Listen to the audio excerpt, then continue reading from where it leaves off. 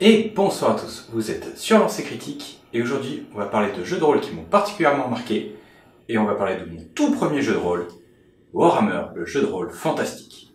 Donc ça a été le livre que j'ai le plus utilisé, qui a vécu dans mon sac, qui a vécu avec moi les 3/4 de mon adolescence, de ma jeunesse. C'est peut-être le jeu auquel j'ai le plus joué, même encore maintenant. Et d'une certaine façon, c'est par lui que j'ai découvert ce qu'était vraiment le jeu de rôle. À l'époque, je jouais énormément à Magic, et j'avais une vague notion de ce que pouvait être du jeu de rôle. J'avais un cousin qui en avait pratiqué, qui m'avait expliqué le principe, et donc, entre midi et deux, à la cour de récré, je faisais un ersatz de jeu de rôle. La mécanique était autour du pierre-feuille-ciseaux, et basiquement, on faisait une campagne de Land of Lore, qui est un vieux jeu sur PC, qui était très très bien à l'époque, mais je ne suis pas sûr que ce soit encore le cas. Je jouais déjà à Warhammer Fantasy. Je vous dirais bien au jeu de figurines, mais c'était pas vraiment le cas. Les figurines étaient très chères. Moi, j'étais au collège, donc je n'avais pas de moyens. Donc, basiquement, nos batailles, ça représentait des carrés de papier qui combattaient d'autres carrés de papier. On se contentait d'acheter les livres d'armée. Et on a même emprunté le livre de règles, parce que le livre de règles valait quand même 300 francs à l'époque, et c'était une sacrée somme, donc on n'avait pas les moyens. Ce qui fait qu'on a joué très mal pendant très longtemps, mais en tout cas, on jouait dans l'univers de Warhammer, et on avait nos livres de règles. Et ces livres de règles nous suffisaient. En plus, à l'intérieur, il y avait tous ces personnages et héros extrêmement charismatiques, très très forts, avec une histoire marquée, et au final, c'est ce qui nous plaisait. Mais revenons un peu au jeu de rôle. Un jour, un ami me dit « Viens chez moi, on va faire du jeu de rôle. Je viens de récupérer la légende des 5 anneaux. » Ça a été ma première véritable partie de jeu de rôle, et elle était horrible. Mon personnage est mort tué par la main de Dieu pour une action que je n'explique toujours pas de nos jours. Cela dit, l'ami en question tombe totalement sous le charme des 5 anneaux et se sépare de son autre jeu de rôle, Warhammer. Forcément, je connais déjà l'univers de Warhammer. Je joue aux jeux de figurines.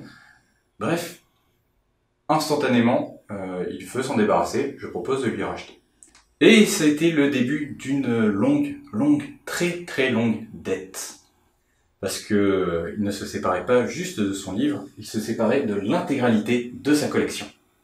Et donc, j'ai continué de payer pendant presque 3 ou 4 ans mes livres de Warhammer que j'avais rachetés. Des livres qui valaient une fortune à l'époque, qui étaient presque à 150 francs le tome.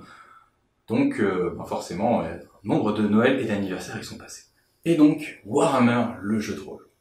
Enfin, on va pouvoir jouer nos personnages dans l'univers qui me plaît tant. Et ça a été compliqué. Je me suis retrouvé pour la première fois confronté à un véritable ouvrage de jeu de rôle.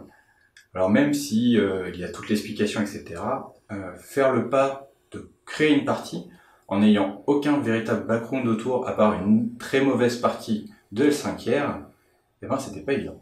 Je rappelle aussi pour les plus jeunes qu'à l'époque, nous n'avions pas Internet.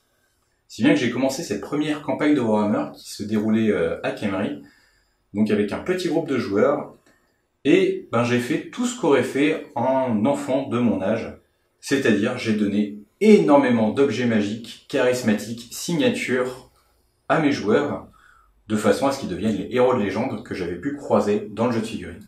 Et c'est là où j'ai été confronté à un premier problème. Mes joueurs étaient devenus très très vite beaucoup trop puissants. Si bien que j'ai un des joueurs qui m'en tient encore grief aujourd'hui, car lors de leur traversée pour retourner dans l'Empire, j'ai fait couler leur bateau, les obligeant à se séparer de leurs lourdes armures pour pouvoir survivre. Donc faites attention, ne surstuffez pas vos joueurs, sinon vous risquez de vous retrouver coincés. Malgré tout, les parties ont continué. Toujours avec les mêmes joueurs, toujours avec les mêmes personnages, même si d'autres venaient se greffer à la table, et au final il valait mieux, car c'était vraiment un jeu pensé pour la campagne, et il a fallu attendre presque 1 an pour avoir des personnages plutôt bons, sans leurs objets magiques. Ensuite, nous nous sommes attaqués à un pan d'histoire, la campagne impériale. Et le début de la campagne impériale, c'est pas terrible. Mes joueurs étaient déjà habitués à des quêtes épiques, et on l'a fait surtout parce que c'était là, et que ça me demandait moins de temps de préparation, vu qu'on jouait facilement 2 à 3 fois par semaine. Mais ça a changé un peu plus tard lorsque l'on est arrivé sur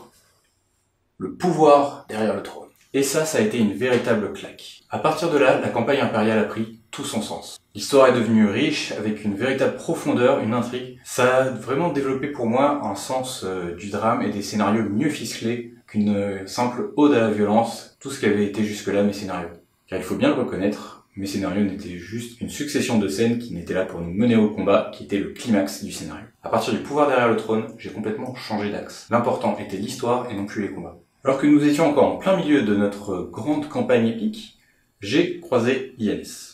Mais ça, vous le savez déjà. Cela ne nous a pas empêché de continuer Warhammer en parallèle, surtout que j'ai pu retourner un peu à ces premiers amours de violence éhontée, étant donné que j'avais déjà un autre jeu pour jouer la subtilité. La campagne a continué jusqu'à l'arrivée de la version 2 de Warhammer, et pour moi la version 2 a une grosse impact, car plusieurs de mes joueurs vont acheter la version 2 pour maîtriser Warhammer à leur tour. C'est à partir de ce moment-là que l'on va rentrer dans une énorme boucle d'échange de livres, si bien qu'il est fort probable que les volumes qui soient derrière moi ne soient pas tous les miens.